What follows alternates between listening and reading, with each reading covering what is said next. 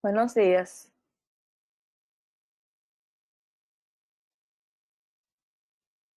Buenos días. Ok. Ya son las 8:05. Buen Vamos a día. ir. Hola, para iniciar la conferencia. Bueno, apagar los micrófonos, por favor. Continuando con el esquema de conferencia de trasplante renal, en el día de hoy vamos a hablar acerca del manejo de la disfunción del injerto renal presentado por una servidora, la doctora Rodríguez Alba, R2 de Nefrología del Hospital Gautier. En el día de hoy vamos a tocar los temas acerca de las complicaciones quirúrgicas post-trasplante que provoca disfunción del injerto, aparte de eso también el rechazo hiperagudo. En las conferencias posteriores se van a tocar lo que son las disfunción mediada por células T, por anticuerpos y disfunción del injerto crónico. O sea que aquí solamente vamos a ver algunas pinceladas. La complicación más común del trasplante de riñón es la disfunción del injerto, que en algunos casos conduce a la pérdida del injerto, que es la complicación más temida. En los Estados Unidos indican que la supervivencia de un injerto renal durante un año es aproximadamente un 89%, mientras que en el donante fallecido, eso fue en el donante fallecido, mientras que aproximadamente un 95% de supervivencia tiene el riñón en un donante vivo. Es decir, que el injerto de un donante vivo tiene mayor supervivencia que un donante fallecido por las complicaciones per se que esto puede traer o que el paciente tenía. El reconocimiento y la evaluación rápida de la disfunción del halo injerto es vital, ya que algunas complicaciones de la disfunción del halo injerto es reversible. Cuando dejamos que estas complicaciones se perpetúen, el daño se vuelve irreversible y lo que se produce es una pérdida definitiva del halo injerto, que es lo que nunca queremos que pase. Se ha identificado varios factores de riesgo para una menor supervivencia del injerto renal en un donante fallecido a un año. Esto incluye la sensibilización previa con más de un 50% de la reactividad del panel, la presencia de una función renal una función retardada del injerto, el número y la gravedad de los episodios de rechazo. Cuando un paciente está expuesto o ya ha tenido un segundo o un tercer trasplante, eso lo lleva a una mayor disfunción renal por la inmunización previa que ha tenido. Aparte de las edades extremas de la vida, produce mayor disfunción renal en aquellos pacientes menores de 5 años o aquellos pacientes mayores de 60 años. Aparte de ello, a un paciente que ha sido trasplantado y se ha dado de alta, una característica de la disfunción es que el paciente comienza a aumentar de creatinina y se egrese con 2 miligramos por decilitro. Ya esos son los criterios que se han evidenciado que puede llevar a un paciente a la disfunción renal. El manejo postoperatorio es fundamental para preservar lo que es el injerto. El primer día del trasplante vamos a tener una elevada prevalencia de la enfermedad cardiovascular y es que en el enfermo urémico y tras trasplante renal, esto va a obligar a una adecuada monitorización durante la cirugía para asegurar una función cardiovascular óptima, evitar la isquemia miocárdica y obtener una adecuada perfusión del injerto.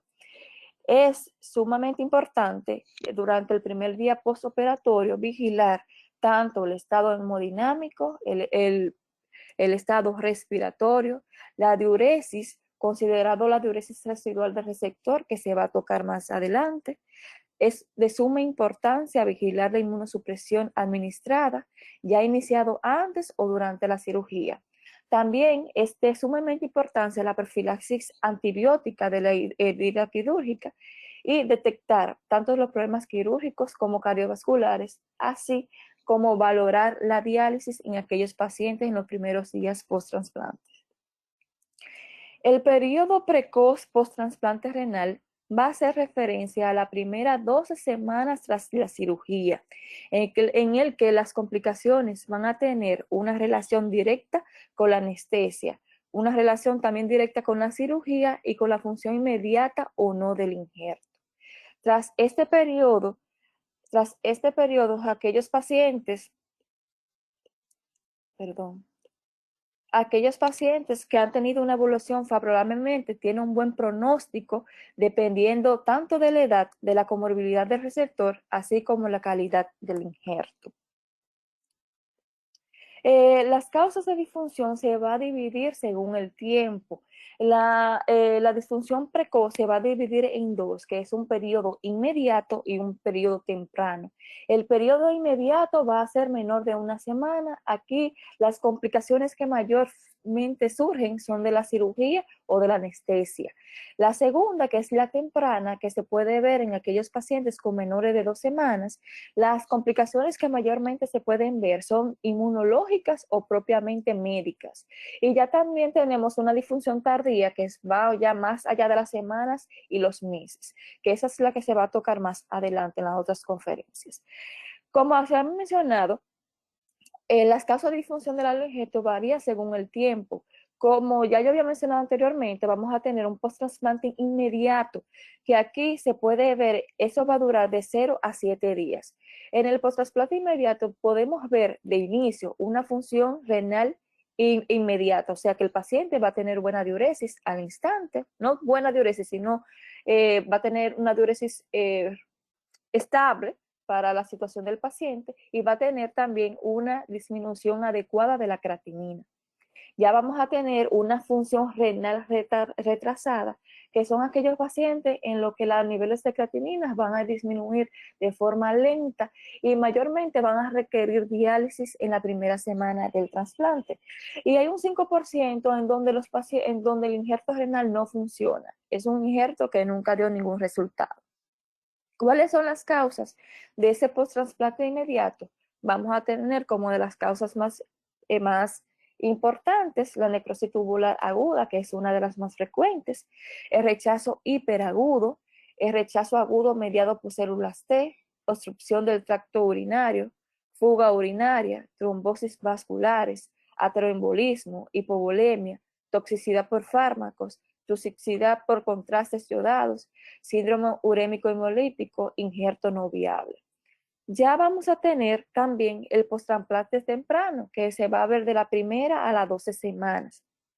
Aquí vamos a tener que el injerto va a tener una función estable en donde el paciente tiene una diuresis adecuada y aparte de eso va a tener disminución de la creatinina. Pero ¿qué pasa? Que aquí se va a presentar un daño en donde estas funciones van a disminuir y el paciente con el tiempo va a tener que necesitar diálisis o va a tener una menor supervivencia del injerto por la respuesta tan lenta que ha tenido. ¿Cuáles son esas causas de esas complicaciones que pueden traer la disfunción del injerto en el post-trasplante temprano? Vamos a tener el rechazo agudo mediado por células T o por anticuerpos, toxicidad por fármacos, infecciones por citomegalovirus, obstrucción del tracto urinario, disminución de la perfusión renal, recurrencia de la enfermedad de base y nefritis intersticial por fármaco. La función retardada del injerto es, como ya yo había mencionado anteriormente, es la insuficiencia renal aguda, característica del trasplante renal tras la cirugía. Si bien la principal causa es intrínseca relacionada con la agresión renal por la isquemia y posteriormente reperfusión asociada a factores inmunológicos que en algunos casos puede exponer a componente prerrenal o postrenal. Este paciente que ha tenido una función renal retardada va a tener la necesidad de diálisis dentro de la primera semana después del trasplante. Aquellos pacientes que tienen una función retardada del injerto, según las evidencias, se pueden ver que tienen menor supervivencia del injerto a largo plazo, La incidencia es notablemente mayor entre los pacientes que reciben riñones de donantes con un índice de perfil del donante riñón mayor de 85% en comparación con los riñones de donante estándar que tiene un menor de un 85%. ¿Por qué? Porque tiene menos rechazo por la inmunación. Lo más probable es que esto refleje una enfermedad inherente del donante con predisposición a la aterosclerosis, necrosis tubular aguda. Además, ocurre con mayor frecuencia en los receptores de trasplante de donantes fallecidos en comparación con los trasplantes de donantes vivos. Vamos a hablar un poquito, solamente una pincelada sobre la disfunción crónica del aloinjerto renal, que es la afección en la que se produce un daño irreversible del aloinjerto renal durante el periodo de semanas o meses. El principal determinante de la disfunción crónica del aloinjerto renal es el desarrollo de la nefropatía crónica por el aloinjerto, también llamada nefrosis intersticial o atrofia tubular, que está relacionado con una variedad de causas como factores del donante, lesión por isquemia-perfusión, episodios repetidos de disfunción aguda, rechazo subclínico, nefrotoxicidad por inhibidores de la calcineurina y enfermedad hipertensiva. Una biopsia se suele ver fibrosis intersticial, atrofia tubular y glomerulosclerosis, que además es un precursor de la mayoría de los fracasos del injerto.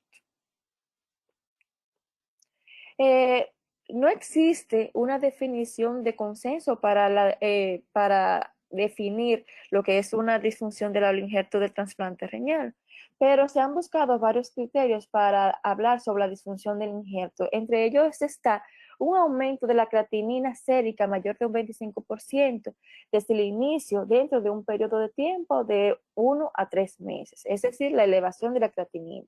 También vamos a ver un fallo en la disminución de la creatinina sérica después del trasplante y una proteinuria mayor de 1 gramo por decilitro al día. También, dentro de las complicaciones inmediatas que mayormente se pueden ver como la disfunción del injerto, son la necrosis tubular aguda posisquémica, que es una de las causas más frecuentes de la disfunción del injerto y de la función retardada del riñón. Va de un 5 a un 50% si es un donante fallecido y de un 4 a 10% con donante vivo. Se trata de un daño por isquemia-perfusión en el que la restitución del flujo al injerto tras hora de isquemia incrementa el daño celular. ¿Por qué? Porque hay una primera fase de hipoxia en las células endoteliales relacionadas renales del donante que va a producir un aumento del tono microvascular y expresión de las moléculas de clase 1. Vamos a tener una lesión de la membrana celular y depósitos de fibrina en las células epiteliales. Vamos a tener un aumento de superóxido y alteración del metabolismo y fallo en la bomba de sodio-potasio ATPase. Tras el descrispaje durante el trasplante, la revascularización va a producir una activación del complemento, atracción de linfocitos, vamos a tener liberación de interleuquinas y moléculas de adhesión, presentación de antígenos exógenos a los órganos linfoides del receptor y mayor producción de superóxido. La consecuencia va a ser el desarrollo de necrosis y apoptosis y estimulación de respuesta inmune, por lo que estos injertos tienen mayor incidencia de rechazo agudo. Los factores inmunológicos hacen que el injerto sea más susceptible a la lesión por isquemia-perfusión. Vamos a tener mayor incidencia de necrosis tubular aguda en retransplantes en pacientes con hipersensibilización. Si no se añaden otros insultos como son rechazo o nefrotoxicidad por fármacos, reducción del flujo por bajo gasto cardíaco o estenosis arterial, el cuadro mayormente suele resolverse en los primeros 7 o 14 días. Esta entidad en los primeros 3 meses del injerto con buena función previa, siendo la etiopatogenia la misma que los riñones nativos, agravada por el uso de fármacos como los anticalcineurínicos. La necrosis tubular actualmente, para predecir ese daño, se realizan estudios analíticos mediados por la determinación en suero y en orina de biomarcadores indicativos del daño renal. En ese se encuentra la interleuquina 18. También recientemente se ha propuesto determinación del C5A, que es el complemento en la orina del donante con predictor de riesgo de una función renal retardada en el receptor en ausencia de AKI en el donante. Conociendo el riesgo pretrasplante, se puede adoptar estrategias dirigidas para favorecer su rápida recuperación, como minimizar inicialmente la dosis de anticoagulánicos o retrasar su introducción, evitar los emetor, acortar los tiempos de isquemia y selección adecuada del receptor. Si logramos tener estos medios de estudios analíticos, tanto como la interleuquina 18 como el complemento C5A, podemos determinar si el paciente en algún futuro o algún momento del post-trasplante tiene riesgo de presentar una necrosis tubular aguda. Hay incidencia de esta complicación y va a tener factores de riesgo que va a aumentar esa complicación. Entre ellos estamos el tiempo de isquemia fría superior de 24 horas, con terapia de inducción, especialmente con ciclosporina, a dosis mayor de 10 miligramos por kilogramos al día. Estos son los factores de riesgo que me puede potenciar una necrosis tubular aguda. También la sensibilización previa en un paciente retrasplantado, lo cual indique en algunos casos que puede estar mediado por una lesión inmunológica. También va a inferir el tipo de diálisis realizada inmediatamente antes del trasplante y la calidad del donante, es decir, si el donante era un mayor o tenía un antecedente de hipertensión, lo que sugiere que puede ser necesaria una presión de perfusión más alta. También puede contribuir a la disfunción temprana o tardía del injerto. También el uso de dopamina o la perfusión con bomba en el tratamiento de donantes puede reducir la incidencia de disfunción precoz del injerto. Combinamos con la necrosis tubular aguda. Vamos a hablar sobre el rechazo hiperagudo mediado por anticuerpos, que es una causa infrecuente de la disfunción del injerto, pero que se puede ver. El rechazo hiperagudo mediado por anticuerpos es causado por anticuerpos específicos del donante preformados como isoglutaminas ABO, anticuerpos antiendoteliales y anticuerpos antiantígenos leucocitario humano, que se evita con la realización de pruebas cruzadas post-trasplante. Por eso es que casi es poco frecuente por las pruebas cruzadas que se le hace al receptor y al donante. Esta se produce después de las primeras 24 horas del trasplante. El diagnóstico suele realizarlo el cirujano en el quirófano cuando el riñón rosado se vuelve moteado y cianótico y hay poca o ninguna producción de orina y no hay flujo sanguíneo renal detectado por gammagrafía renal o estudio Doppler-duplex. En esta imagen se puede ver un riñón ya con el rechazo hiperagudo, en donde se ve los moteados cianóticos a nivel macroscópico. En la biopsia renal muestra coagulopatía intrarrenal con trombos que ocluyen las arterias pequeñas y glomérulos y necrosis cortical renal. Se puede prevenir en gran medida analizando a los receptores para detectar la presencia de anticuerpos citotóxicos preformados que reaccionan. Este tipo de disfunción a nivel renal no responde a ningún tratamiento. Es decir, que cuando ya el paciente, el receptor, presenta este tipo de rechazo, no hay vuelta atrás. O sea que ya el riñón, el injerto se perdió. Otra de las disfunciones que se pueden ver tras la cirugía tras la colocación de la anestesia, es que aquellos pacientes pueden tener una depresión de volumen, que se va a dar por la vasodilatación de anestesia con o sin liberación de citoquinas, de agentes de inducción con los agentes antilinfocíticos. Por ejemplo, la globulina antimitóxica y alentucimab predispone a que a extravasación de líquido y la depresión de volumen intravascular. Dado este tercer espacio asociado con la anestesia, es habitual que el paciente reciba de 3 a 5 litros de flujo intravenoso intraoperatoriamente para mantener suficientemente la represión del volumen intravascular. Un error común es no detectar este fenómeno y no se lleve a cabo la reanimación de líquidos. Por lo tanto, la presión venosa central se mide y debe mantenerse a niveles muy altos, como de 7 a 11 milímetros de mercurio. Otro hallazgo que se puede ver y que provoca una injuria renal en aquel paciente que ha recibido un trasplante de riñón es la hipovolemia y puede ser de cualquier etiología, habiéndose relacionado con la diálisis pretrasplante y una reposición inadecuada de volumen en la cirugía y el postoperatorio inmediato. Otras causas son hemorragias y vasoconstricción de origen farmacológico.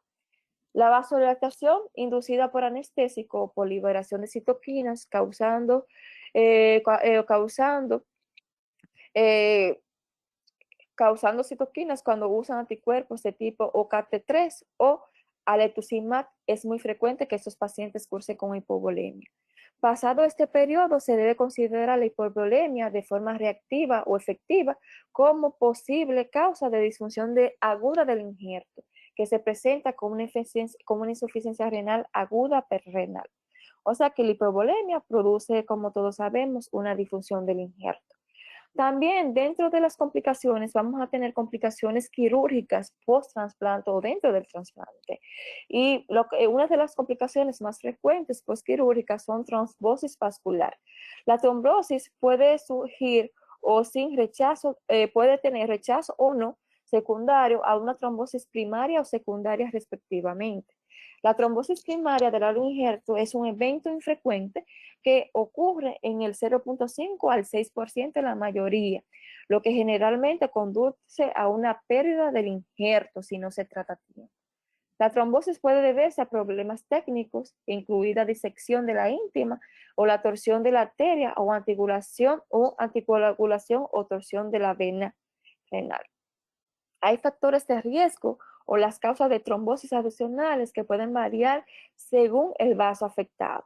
Vamos a tener que los factores de riesgo para una trombosis arterial del halo injerto se puede encontrar que sea por la hipotensión, rechazo agudo e hiperagudo o que no responde, estado de hipercoagulabilidad, múltiples arterias renales y colgajo de la íntima no identificado. También se pueden ver en las trombosis venosas del halo injerto, se pueden ver los factores de riesgo como el estado de hipercoagulabilidad, hematomas, linfoceles que causan compresión y estenosis. Otros factores de riesgo que se pueden ver en estos pacientes son aquellos pacientes que tienen ya una enfermedad per se, como nefritis lúpica, que tiene mayor efecto protrombótico, y además anticuerpos antifosfolipídicos, que me puede producir mayor predisposición. Aquellos pacientes durante el posquirúrgico pueden tener acumulación de líquido. Puede ocurrir después del trasplante y causar una disfunción aguda del halo injerto renal, incluyendo pérdidas urinarias como el urinoma. Puede tener extravasación de sangre por un hematoma perinefrítico y puede tener linfoceles. La fuga urinaria o urinoma de riñón trasplantado generalmente se va a presentar en las primeras semanas posteriores al trasplante con aumento de la creatinina sérica. Vamos a tener una disminución de la producción de orina o un dolor abdominal.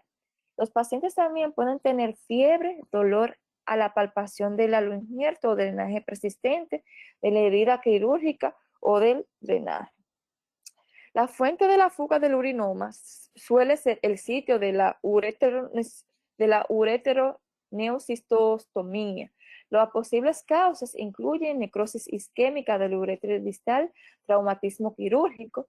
Las pérdidas de orina se pueden acumular, como se puede ver en la imagen, alrededor del halo injerto en forma de urinomas, que pueden detectarse mediante ecografía renal o una gamografía renal con radionucleótidos. El diagnóstico también se puede establecer mediado por concentración de creatinina a nivel del flujo que se encuentra libre a nivel abdominal. El tratamiento del urinoma es llevar al paciente a cirugía y corregir el trastorno que se encuentra a nivel del ureter. Vamos a tener también una complicación que es el hematoma perinefrítico. La mayoría de los hematomas en el periodo post-trasplante inmediato son pequeños y mayormente no van a requerir intervención. Sin embargo, aquellos hematomas pueden expandirse y progresivamente dentro del espacio retroperitoneal puede comprimir a lo injerto. El uréter y el suministro vascular, lo que da lugar a una disfunción aguda desde la injerto. El riesgo de hematoma es mayor entre los pacientes que reciben anticoagulación, en particular en aquellos pacientes que son tratados con heparina intravenosa. Puede ser como necesaria la evacuación quirúrgica de hematoma para mejoría de la función del injerto. Pero en aquellos pacientes en donde el hematoma es de tamaño muy pequeño, se puede manejar de forma conservadora. También vamos a tener una entidad que se puede dar en el posquirúrgico, que es el linfocele, que es una acumulación de líquido resultado de una interrupción de los linfáticos en el receptor o de la pérdida de la linfa del riñón del donante. ¿Qué va a pasar con ese líquido que se va a acumular en forma de lesión quística compuesto principalmente por linfocitos? Los linfocitos pequeños que contienen menos de 100 mililitros de líquido linfático suelen ser asintomáticos y con frecuencia se van a resolver espontáneamente sin ninguna intervención. Los linfoceles más grandes pueden presentarse desde una semana hasta 6 meses después del trasplante con síntomas relacionados con la compresión del injerto adyacente y de la vejiga. El diagnóstico de esta entidad generalmente se realiza mediante una ecografía renal y puede confirmarse mediante una evaluación del recuento de células y diferencial del líquido aspirado. Los linfoceles se presentan hasta un 26% de los receptores del trasplante de riñón y son persistentes, recurrentes o sintomáticos, y se trata de forma más eficaz con una cirugía laparoscópica o abierta. También hay una entidad que se puede ver en la disfunción temprana al injerto, que es la nefrotoxicidad por inhibidores de la calcinurina. Los inhibidores de la calcinurina, como son el tacrolimus y la ciclosporina, se van a usar como parte del régimen de inmunosupresión de mantenimiento en más de un 90% de los sectores de trasplante renal. La nefrotoxicidad es un efecto adverso claramente establecido en el trasplante renal, pudiendo presentarse de forma tanto aguda como crónica. La nefrotoxicidad aguda aparece en el post-trasplante precoz, siendo el carácter hemodinámico, funcional, dosis dependiente y que puede ser reversible. Afecta fundamentalmente a los vasos y los túbulos, ocasionando una disfunción endotelial, disminución en la producción de sustancias vasodilatadoras, como son las prostaglandinas y el óxido nítrico, y aumento de las sustancias vasoconstrictorias, como son la endothelina, el tromboxano y la hiperactividad simpática, con vasoconstricción arteriolar y disminución del flujo y del filtrado glomerular. La lesión crónica son debidas al mantenimiento de esa vasoconstricción que se dio en la nefrotoxicidad aguda, que se mantiene y va a producir una sobreexpresión, apoptosis y mecanismos reparativos que ocasionan las lesiones estructurales. Es importante conocer los niveles valles de los calcineurínicos, como son la ciclosporina, porque los niveles que sobrepasan la cantidad, dependiendo si es una semana de una semana o dos, a los 2 a 6 meses, tienen que tener un nivel estándar, porque si tenemos mayor cantidad tanto de ciclosporina como de tacrolimus, puede haber una nefrotoxicidad. Es por ello que los pacientes trasplantados hay que vigilar de forma rigurosa los niveles valle tanto de ciclosporina y de tacrolimus. Otros factores que van a influir en su desarrollo son de la nefrotoxicidad por los inhibidores de la calcinurina, son la edad del donante, si el paciente anteriormente se había medicado con AINES, depresión de sodio, si el paciente ha tenido también uso de diuréticos, diferentes polimorfismos genéticos y sobreexposición sistémica y local al fármaco. Esta entidad se va a manifestar con una función retraslado renal o retraso en la recuperación, especialmente con donantes marginales o con disfunción aguda, hipertensión arterial en pacientes con buena función renal previa. Puede aparecer en estos pacientes tanto hiperpotasemia, hiperuricemia, acidosis metabólica, hiperfosfatemia, hipomagnesemia, hipercalciuria, por efectos tóxicos tubular y en ocasiones puede inducir a un cuadro de anemia hemolítica microangiopática. El tratamiento de esto es detectar los niveles bajos de estos inhibidores de la calcemia urínica para llevarlos a niveles óptimos y se da la nefrotoxicidad. También en el periodo temprano post-trasplante se puede ver por los datos de inmunosupresión de estos pacientes. El paciente puede tener infecciones virales. Las infecciones virales, particularmente del poliomavirus y citomegalovirus, pueden causar disfunción del injerto debido a la nefritis intersticial, la glomerulopatía o liberación de citoquinas. Además de las infecciones por adenovirus del injerto renal, son causas poco frecuentes de la disfunción del injerto, pero que se pueden ver, se pueden encontrar. El diagnóstico diferencial de la disfunción aguda precoz. Para uno percatarse o tener idea de cuando el paciente está cursando con una disfunción aguda del injerto, es bueno hacerle a este paciente una buena anamnesis, un examen físico, porque el examen físico, después del trasplante, a la evaluación física, cuando se palpa el pulso femoral y no se encuentra, podemos intuir que el paciente tenga una trombosis o un vasoespasmo del injerto.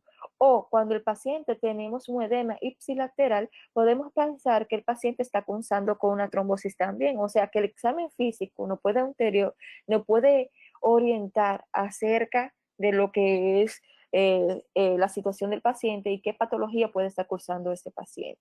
También los estudios de laboratorio, por ejemplo, como todos sabemos, la creatinina es un valor pronóstico porque cuando los pacientes que no tienen disminución de forma adecuada post-trasplante de la creatinina, podemos sospechar de que el paciente tiene una función renal retardada o es que el paciente no ha tenido una buena respuesta al trasplante o tiene una disfunción del trasplante renal. También es muy importante los estudios de imágenes y la biopsia del injerto que se va a mencionar más adelante. Como se había mencionado anteriormente, los pacientes con disfunción del injerto inmediato menor de una semana después del trasplante pueden presentar con mayor frecuencia una diuresis baja o con falla en la disminución de la creatinina sérica después del trasplante. Algunos pacientes, es decir, aquellos con una función retardada del injerto, pueden requerir diálisis en la primera semana después del trasplante. Es bueno destacar que es bueno tener en cuenta la diuresis residual del receptor. ¿Por qué? Porque algunos pacientes que van a trasplante y no tienen diuresis, entonces en el post-trasplante algunas veces nos preocupamos porque el paciente tiene poca diuresis y es que como el paciente no orinaba anteriormente, va a ir evolucionando posteriormente de forma más satisfactoria. Incluso en aquellos pacientes en donde van a trasplante y tienen una buena diuresis, el modus que nosotros tenemos que darnos cuenta si el injerto está funcionando o no, como el paciente como quiera está orinando, son los niveles de creatinina, que ahí nos puede orientar en pacientes que orinan si está progresando a una disfunción aguda del injerto. Como pruebas complementarias para diagnosticar una disfunción del injerto, vamos a tener una ecografía con Doppler, que es una técnica de gran ayuda y buena diferenciación seroparénquima. Su utilidad principal reside en valorar si el injerto está vascularizado o no y detectar las colecciones perirrenales o hidronefrosis. También vamos a tener estudios de isotópicos, son complementarios de la ecografía, siendo importante el estudio secuencial.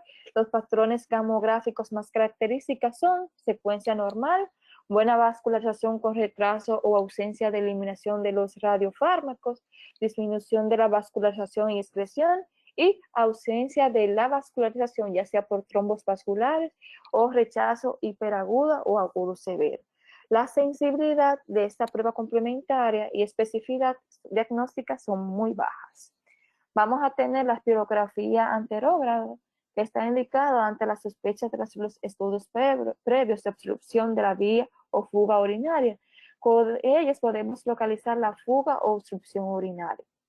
La arteriografía o blefografía del injerto se realiza en pacientes con una función renal retardada si los estudios ecográficos o isotópicos son compatibles con ausencia de vascularización. Algunos autores prefieren realizar la exploración quirúrgica y puede ayudar a diagnosticar un problema de tipo técnico no trombótico. También vamos a tener la angioresonancia magnética nuclear sin gadolina, que permite el diagnóstico de la estenosis de la arteria renal con sensibilidad y especificidad aún no conocida. Unas de diagnósticos que se pueden utilizar son la biopsia renal percutánea, que es la técnica de elección para el diagnóstico diferencial de la disfunción aguda de causa parenquimatosa, que es considerado el patrón de oro para el diagnóstico. Para considerar la muestra adecuada debe contener al menos 10 glomérulos y 2 arterias. Aquí yo traje algunas recomendaciones según la guía CADIGO sobre cuándo realizar un trasplante renal, una biopsia renal en aquellos pacientes con un injerto renal. Según la guía, recomienda hacer una biopsia de injerto renal cuando hay un aumento persistente e inexplicado de la creatinina sérica. Esa evidencia aún no sé.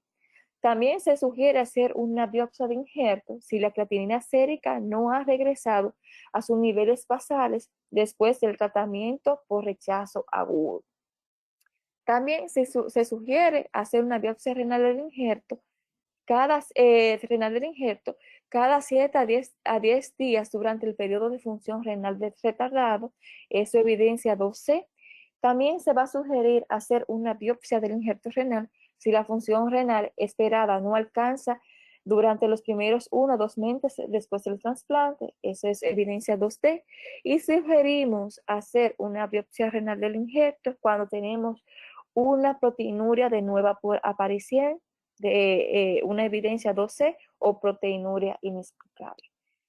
Estas son las recomendaciones de la guía de práctica clínica CADIGO para realizar la biopsia a aquellos pacientes con un injerto renal. Hasta aquí es mi conferencia. Esta es la bibliografía.